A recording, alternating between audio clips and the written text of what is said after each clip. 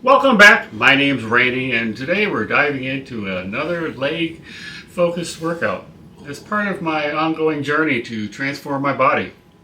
If you've been following along, you know I'm about efficient targeted exercise that deliver results. Today's session includes a mix of heavy lifts, supersets, and some sneaky tricks to ensure that we hit every muscle group from the hips down. So let's get started.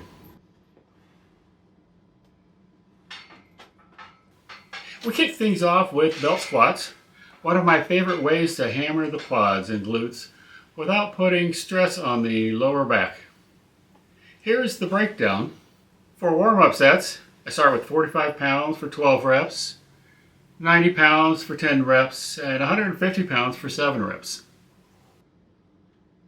For the working sets, 205 pounds for 10 reps, and then I do that again for another set.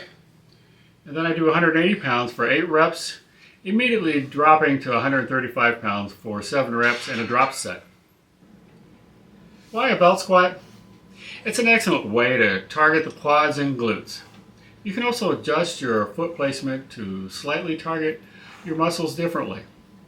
I use a narrower stance to focus on the quads, while a wider stance puts more emphasis on the glutes and the hamstrings. Because of my DIY setup, I stand on a box to allow myself a deeper squat. Plus, it's nice to have an exercise where you're not worried about accidentally turning into a human pancake under a loaded barbell.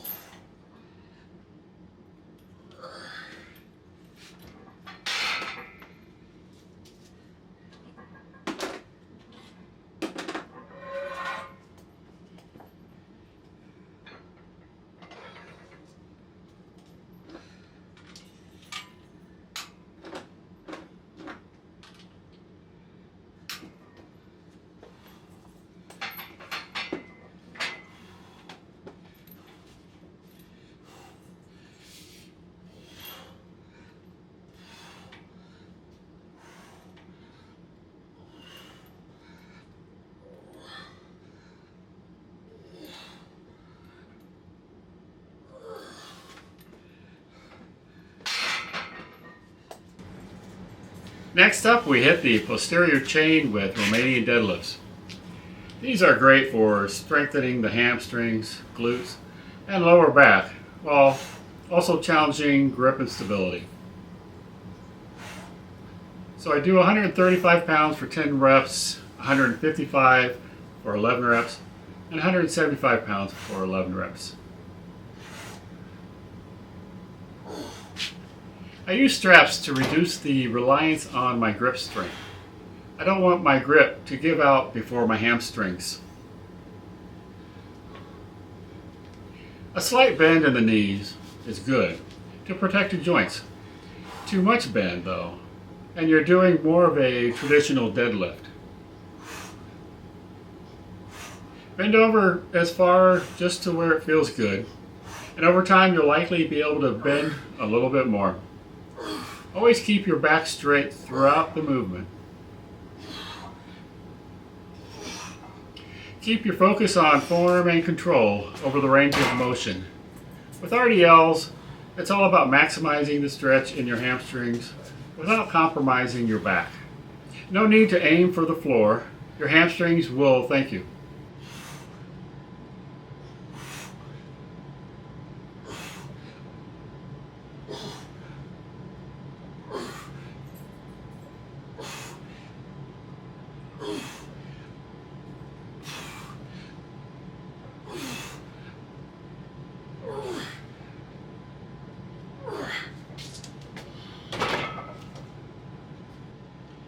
Then we move on to the Bulgarian split squats, the nemesis of comfort.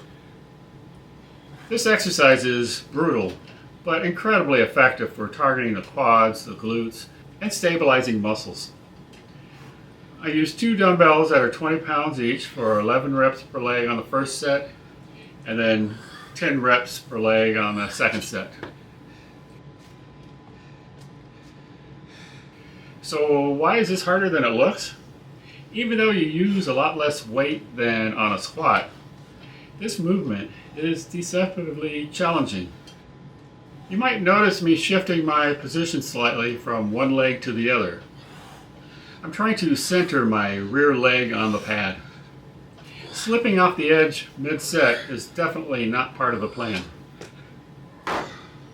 Don't rush through these. Focus on balance and control. If you're wobbling, congratulations, you're working those stabilizers. If you're not questioning your life choices by the last rep, you might not be going deep enough.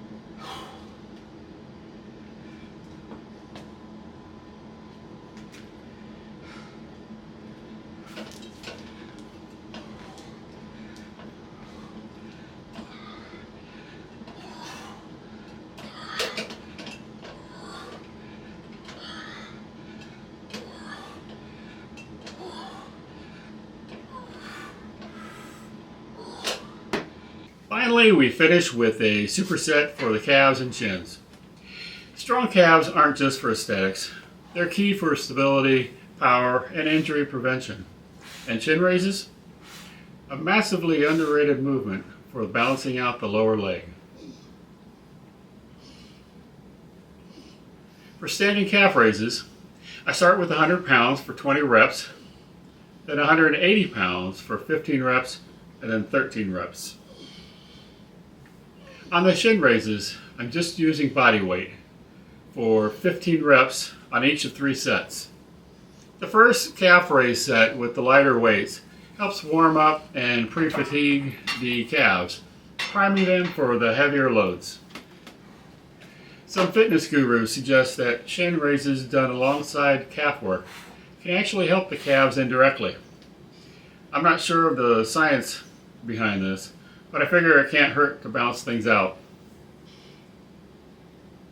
Fun fact, calf raises target the gastrocnemius, while shin raises work the tibialis anterior, helping you build a balanced, bulletproof lower leg. After this workout, my calves are going to demand their own Instagram account, complete with hashtags like Leg Day Legends. Just kidding, they're not there yet. So why split the leg day between a hip focus and knee focus? Splitting hip focused leg days from knee focused leg days allows you to target different areas of the leg more effectively while managing recovery. For example, today's workout emphasizes movements like the squats and the RDLs, which are great for building strength and size in the glutes and hamstrings. By saving exercises like the leg extensions and leg curls for another day, you can go harder on each group without overloading your knees or hips in one session. Well, that's another leg day in the books. This workout is challenging but rewarding, combining heavy lifts, targeted movements, and a superset to finish strong. Remember, the key to progress is consistency, so stick with it and enjoy the journey. Next up is a push day where I'll focus on chest, biceps, and front delts. Until then, don't skip leg day, and as always, have a great day.